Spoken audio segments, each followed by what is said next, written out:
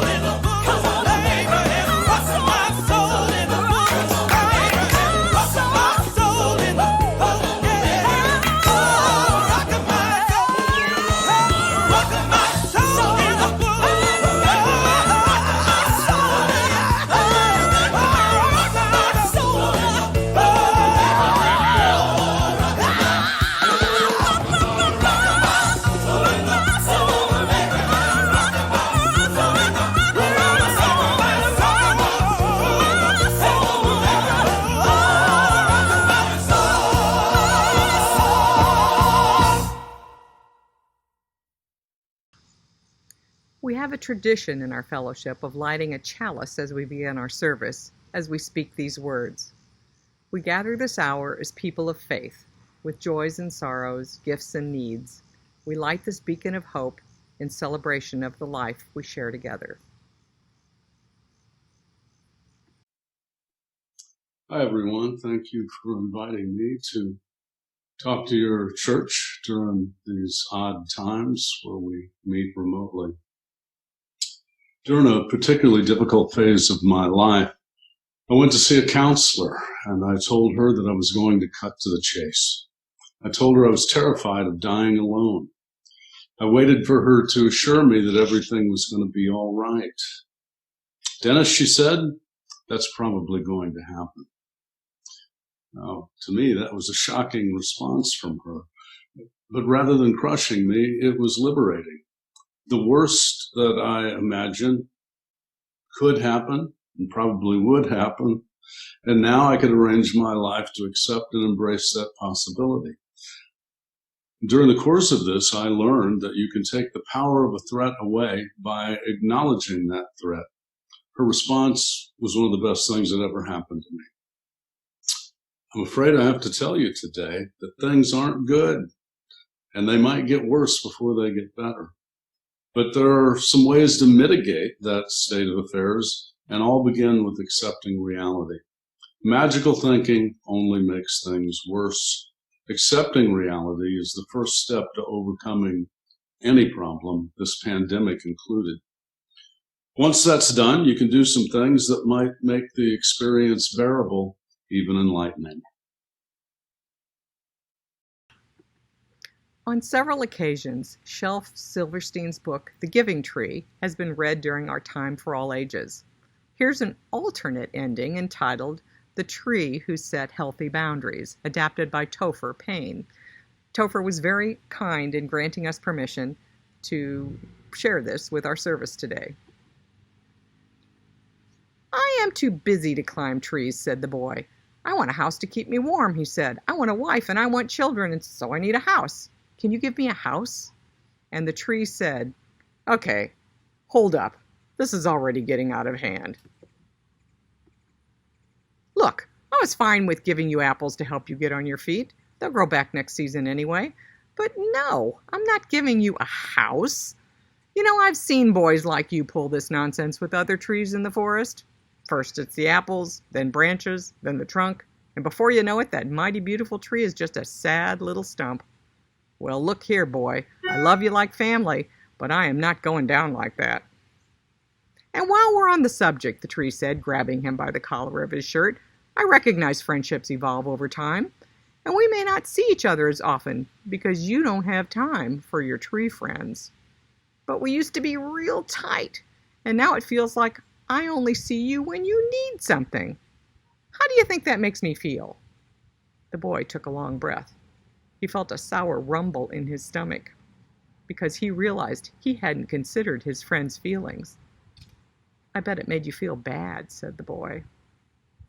Yes, boy, bad. I can't even remember the last time you asked me how I'm doing. How are you, Tree? Asked the boy. He sincerely wanted to know. So the tree told the boy all the gossip from the forest and introduced him to the family of red squirrels that had moved into her trunk.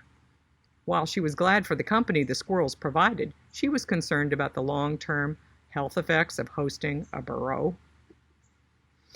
So the boy called the local arborist, who explained the squirrels don't eat wood, they only build nests in pre-existing holes, so the tree was in no danger.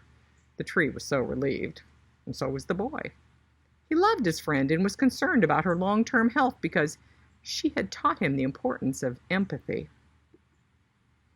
And so it continued, the tree and the boy looking out for each other like that, both of them content in the knowledge that someone had their back. The boy attended culinary school. The tree took courses online and got her certification in small business management. They did their homework together nearly every day. The boy became a pastry chef. Together they opened a bakery selling the best apple pies anyone had ever tasted. It turned a profit in the first 18 months, which was most uncommon. Eventually, the boy had a son of his own, and much later the son of the boy had his own family too.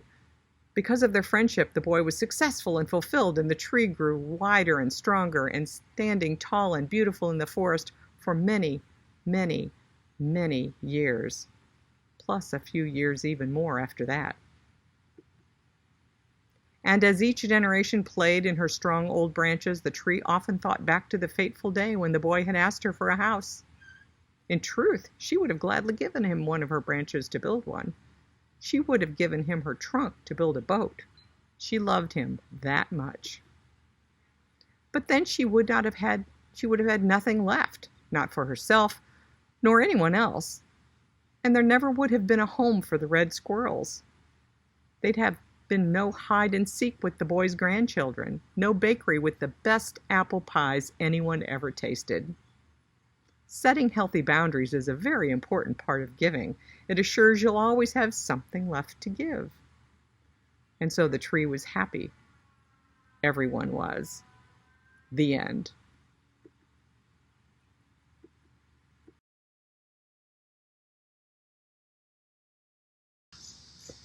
However we meet, even in my backyard, we're held in love and find communion with each other.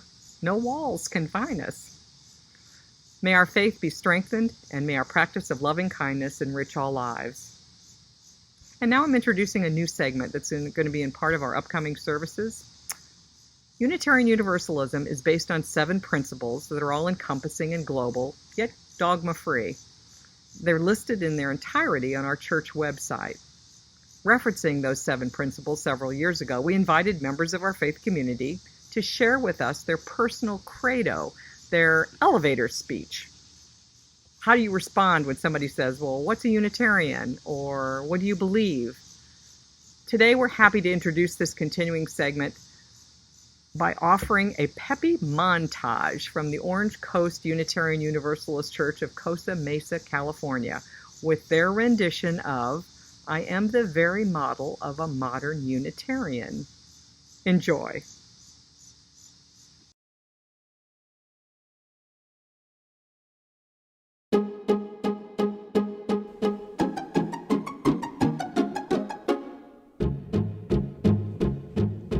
I am the very model of a modern Unitarian, far broader than a Catholic, Hindu, Jew, or Presbyterian. I know the world's religions and can trace their roots historical, from Moses up to Channing, all in order categorical. I'm very well acquainted too with theories theological. On existential questions I am always wholly logical. About most any problem I am teeming with a lot of views. I'm full of fine ideas that should fill our church's empty pews. We're full of fine ideas that should fill our church's empty pews. We're full of fine ideas that should fill our church's empty pews. We're full of fine ideas that should fill our church's empty pews.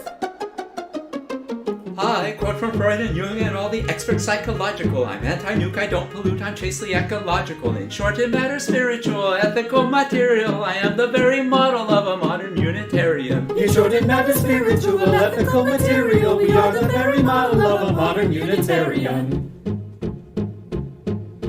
I use the latest language, God is never Father or the Lord, but ground of being, source of life, or almost any other word. I never pray, I meditate, I'm leery about worshiping. I serve on 10 committees, none of which accomplish anything. I give to worthy causes and I drive a gas-conserving car. I have good UU principles, although I'm not sure what they are. I'm open to opinions of profound or broad variety, unless they're too conservative or smack of righteous piety. Unless they're too conservative or smack of righteous piety. Unless they're too conservative or smack of righteous piety. Unless they're too conservative or smack of righteous piety. I formulate agendas and discuss them with the best of them, but don't ask me to implement, we leave that to the rest of them. In short, it matters spiritual, ethical, material. I am the very model of today's religious liberal. In short, it matters spiritual, ethical, material. We are the very model of today's religious liberal.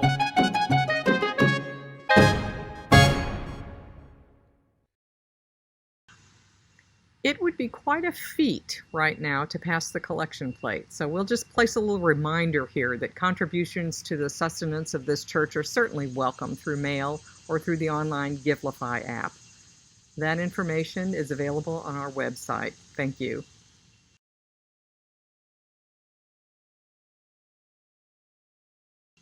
To the work of the church, which is weaving a tapestry of love we call community, we dedicate ourselves, and these are offerings.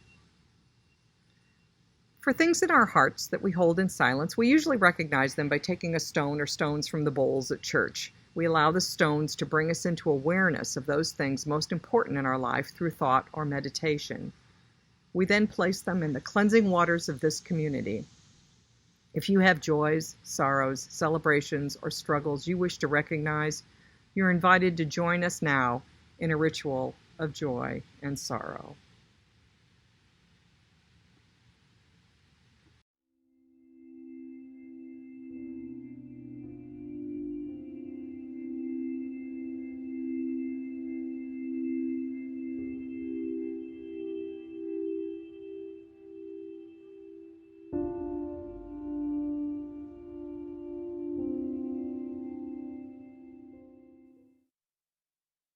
Reading number 2 is from Neil Steinberg, the great writer for the Chicago Sun-Times. This is from his blog. One common mistake among middling writers of opinion is to take whatever emotion they are experiencing and universalizing. The viewpoint being aired is not their own particular private perspective. No, nothing that's singular, nor are they responsible for airing this set of notions. Not at all. Rather, they're merely reporting and seconding common wisdom, merely conveying the vox mundi. Haters do this a lot. Trump supporters often slip into the first-person plural, like a tiny creature puffing up, trying to look bigger, adding heft, in their own minds if nowhere else, to their taunts. We read your column and have to chuckle. I try not to do this, try not to conjure up imaginary friends and dragoon them to nod in approval behind me. Try not to fall into the trap of those, as Thoreau so neatly put it, mistake their private ale for an infected atmosphere. So I'm reluctant to announce that 6 months into the pandemic, the public has entered into a new brittle phase. It would be easy to do so. Tempers are short, eyes narrowed, teeth grinding. Maybe they are, generally. It sure seems that way. I glided through the first months of the pandemic on gratitude. April, May, June, July. Not fake gratitude either. Real, genuine, got a job, not sick, kids at home Thanksgiving. Dissatisfaction seemed a rude gesture to everyone in worse shape. The sick, the unemployed, the friends and loved ones of the thousands and thousands dead. That's unhappiness. This is what? Blessing fatigue? I'm glad I didn't go down with the ship, glad I didn't drown with the others, glad there's still some water left in the canteen. But boy, this lifeboat is starting to feel cramped. And the sun. There's no guarantee that these aren't the good days before whatever horrific sixth act shocker comes lumbering in from the wings. Heck, Russian tanks rolling down Pencil Avenue. Laugh, sure, but who could be surprised by anything anymore?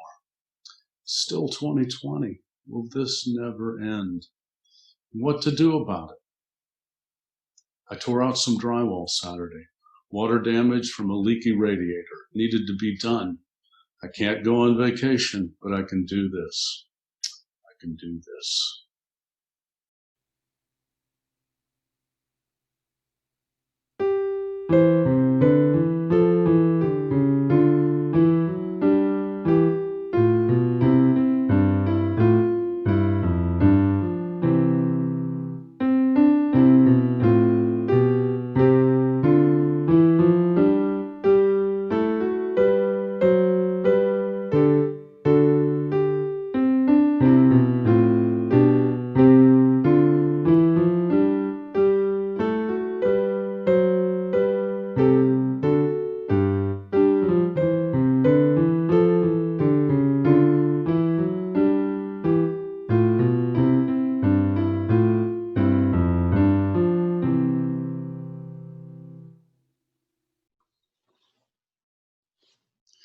Human beings are fixers.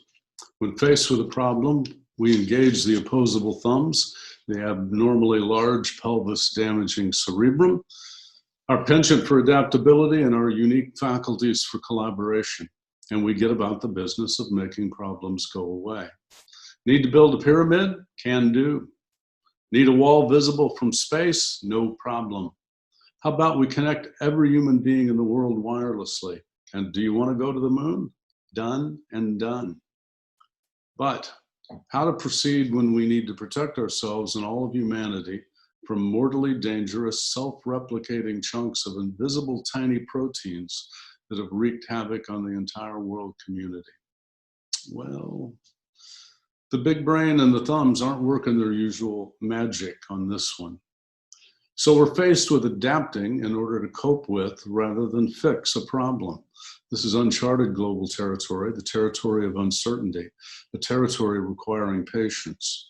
Of course, patience is not a hallmark of Western life. We want things now, this minute. So adapting to and coping with uncertainty is not in the wheelhouse of our life toolkit. The mantra of Western culture is, let's go. What we desperately need is to embrace the Eastern point of view, which is let go. But how do you, in the midst of this persistent fever of anxiety, let go? How do we cope with a historically dangerous problem that requires us to sit still, be patient, instead of engaging our fight or flight instinct and taking action? It turns out that nothing more than sitting still, wearing a 1-ounce cloth on our face, keeping our distance, and washing our hands is among the most difficult thing we as individuals and as a country have ever done. Of course, it doesn't help that the feverish anxiety that at this point we're led by a blithering, emotionally damaged, sociopathically dangerous idiot. And that everyone around him enables him to make the dangerous situation worse and make that situation last much longer than worst case scenarios once suggested. He has his easily led followers believing that wearing a 1-ounce cloth on our faces is tyranny, is madness, and is an insult to freedom. And we just learned that the entire time he knew that that mask was important. Keeping grandmother alive is less important than the male ego. He's keeping us at risk, and his demented magical thinking is reducing the possibility that we can get back to business as usual anytime in the foreseeable future. But this morning, aside from that little outburst, we'll forget about him. How we cope during these times is a much more important focus. Since I retired, my focus has been on creativity, mostly theater, with a little bit of music and art thrown in. Of course, all the creative arts that require an audience in an enclosed space have been thrown into turmoil. Theatrical productions have been canceled en masse. Reopening is uncertain, fading into the distant future. The first and most important factor in letting go is this: accepting that things are bad. Then we must practice physical separation, wear masks, wash our hands. Pretty darn simple, accepting that those who still think to do so is submitting to a fascist government, and it's a hoax anyway. They can smell blue cheese through a mask, so masks must not work for stopping a virus carried by respiratory aerosols. Seriously, the most difficult part of this, especially for folks like me that live alone, is to stay in contact with other people, preferably in some sort of collaborative effort beyond small talk and gossip. The loss of being in the presence of others is perhaps the most insidious aspect of this pandemic. Because I'm relentlessly creative, I instinctively asked some friends to do creative projects with me when this pandemic started. The world had changed, and I felt like we had to change with it. At the start of last summer, I moved to St. Louis after over 30 years in the Chicago area. I wanted to be closer to family, and the cost of living is much cheaper here. In addition to family, had a lot of college friends in the St. Louis area.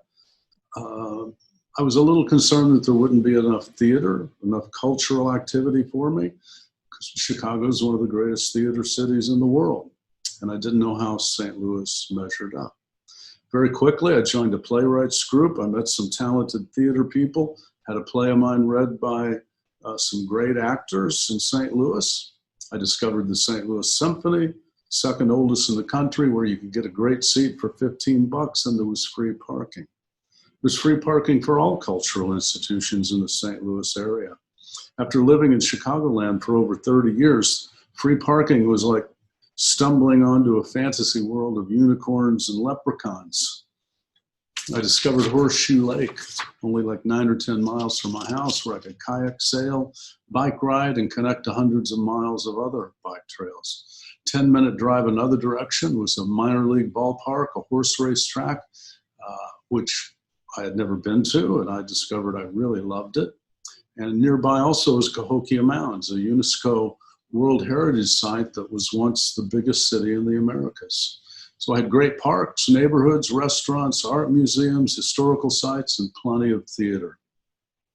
I had the best summer of my life. I realized that I was living my dream lifestyle, best of my life. I felt like a lucky, lucky person. And then March came along with fear and paranoia and uncertainty. My new lifestyle ceased to exist. People were afraid to touch, and we all know that touch is a stupendously important aspect of remaining mentally and emotionally healthy. Stories flooded the media about horrifying illnesses and long, painful deaths. We were told the hospitals might be overwhelmed, supermarket shelves empty, and a trip to buy bread was filled with the fear of perhaps dying. I read about people steaming the contents of their grocery bags when they got home from the store. And suddenly healthcare workers and supermarket checkout clerks had death-defying jobs. Every cultural institution was closed. And we huddled in our homes as we were told it might take up to, heaven forbid, 3 months for things to get back to normal.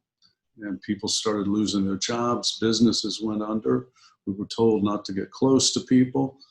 So the very reason for existence, to love and care for and engage and embrace our fellow man, was subverted.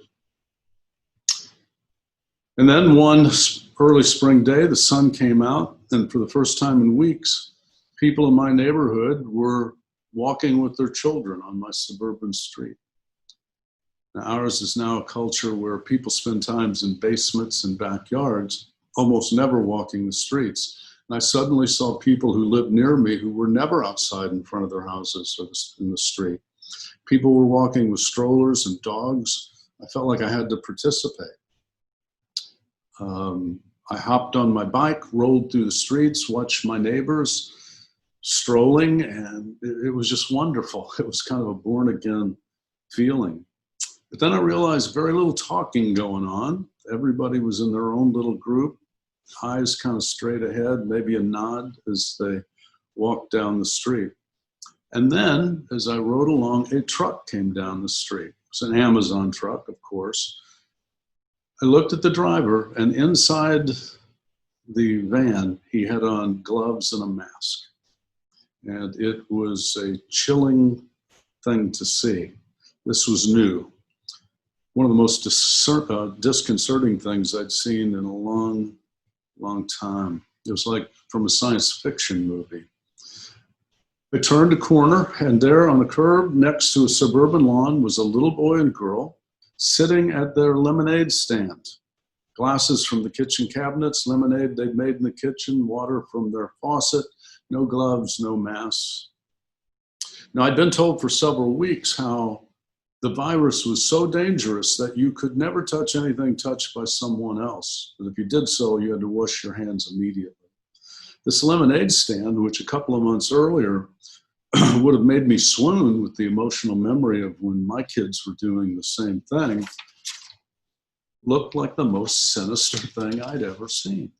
I wondered, who would buy lemonade touched by an entire family you didn't know? What kind of parents would let their kids interact with maskless strangers, taking change, passing cups back and forth? The kids had a forlorn look on their faces. No one was buying lemonade. I went back home shocked at how completely my world had changed. What happened when looking at a lemonade stand gave you a sinister, unsettled feeling?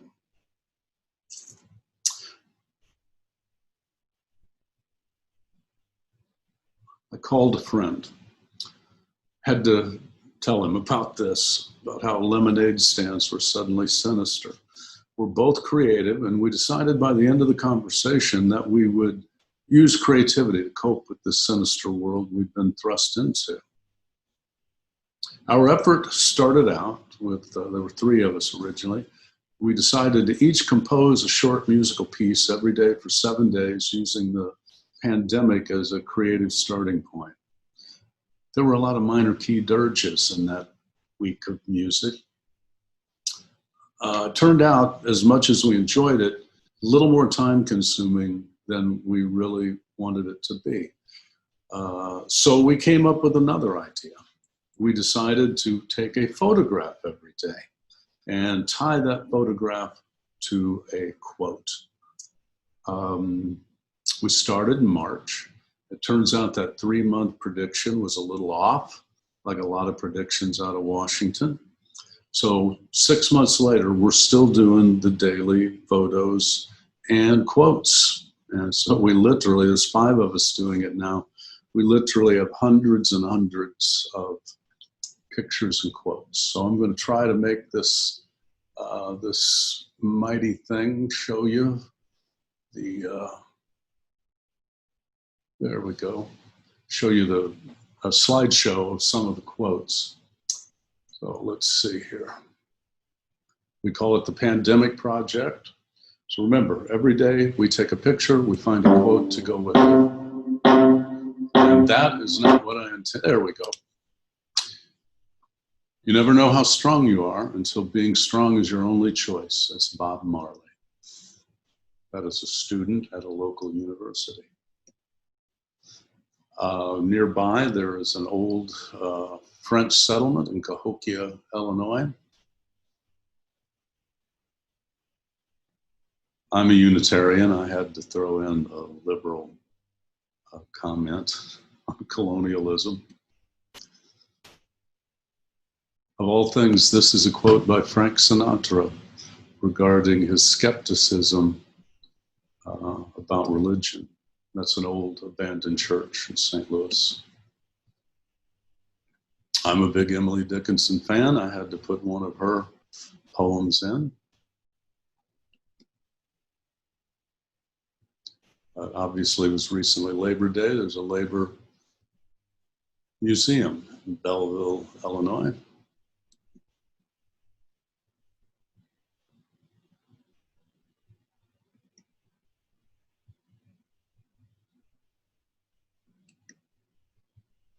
This is from the St. Louis Shakespeare Festival's recent outdoor performances relating to A Midsummer Night's Dream.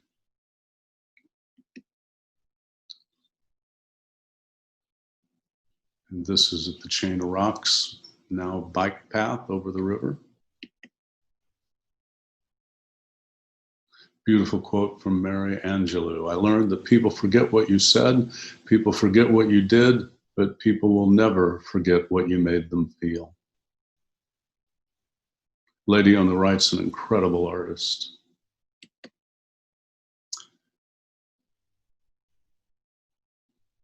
And I believe this sums up the Unitarian point of view quite well.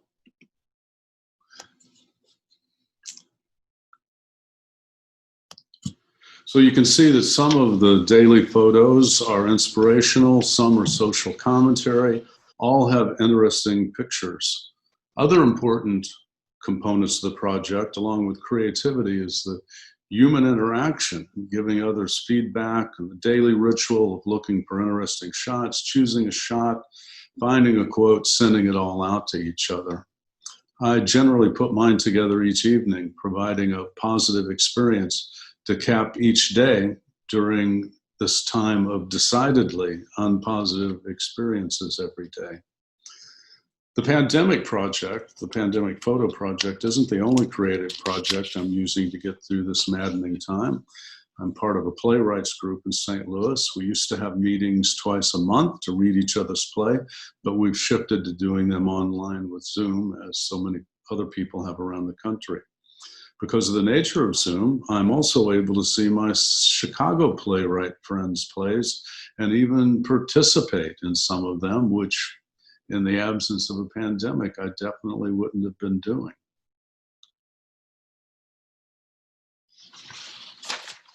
Along with 2 friends, I'm also now part of a movie club. Each week or two, we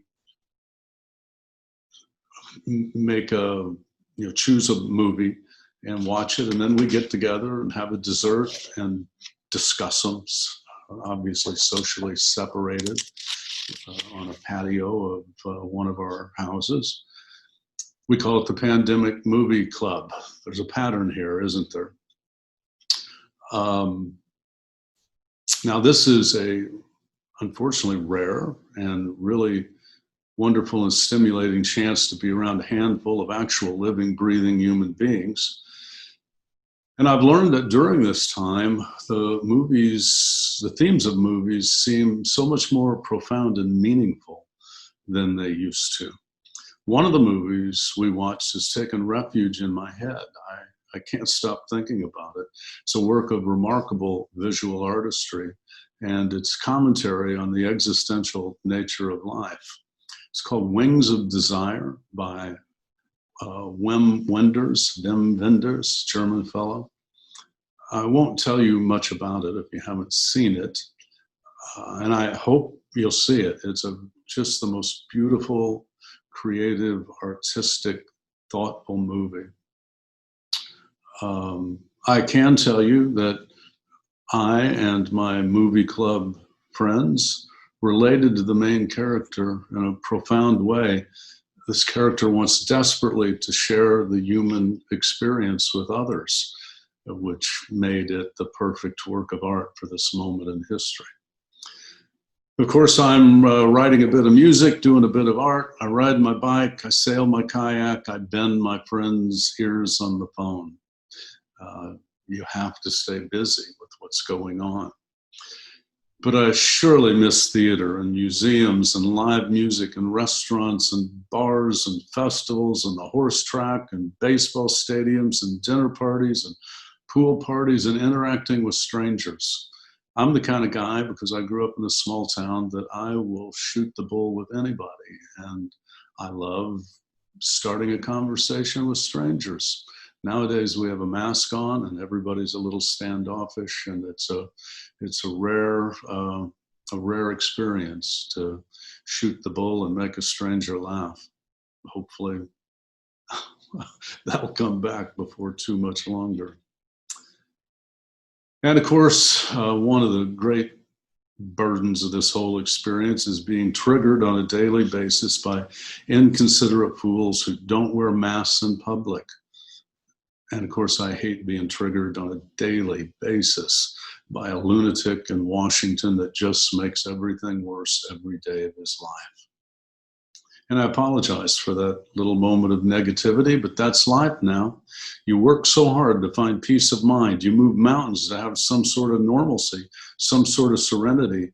And the mad reality we're dealing with intrudes with casually cool triggers every day. I got some groceries this morning, person right in front of me, mask over the lips, not over their extremely large nose, which is the same as not having a mask on.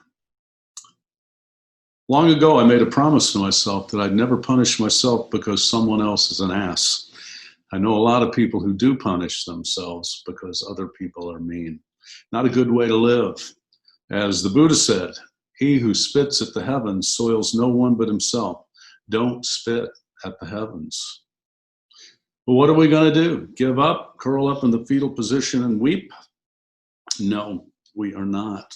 Like humans from the beginning of our species, we will keep trying.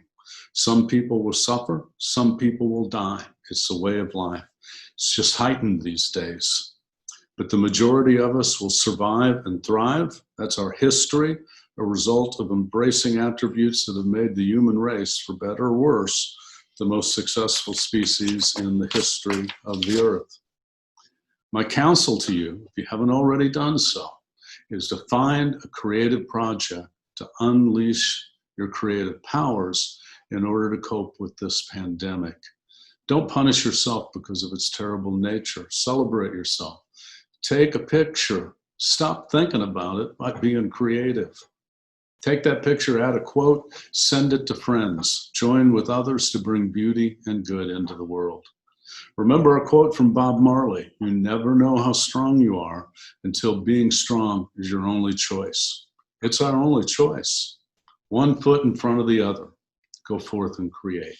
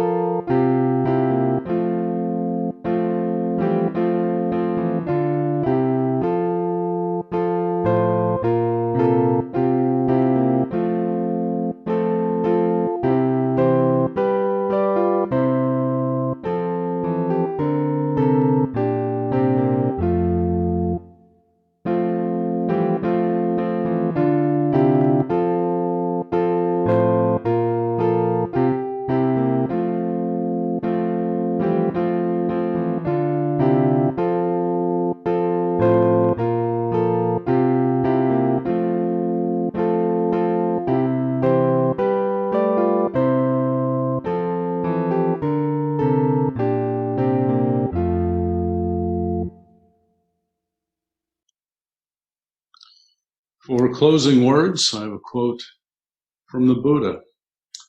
We are what we think. All that we are arises with our thoughts. With our thoughts, we make the world. Let's make a beautiful world with our thoughts as our pandemic journey continues. Our service is now concluded. These are the words usually spoken in unison as we extinguish the chalice. We extinguish this flame, but not the light of truth, the warmth of community, or the fire of commitment. These we carry in our hearts until we're together again. Blessed be.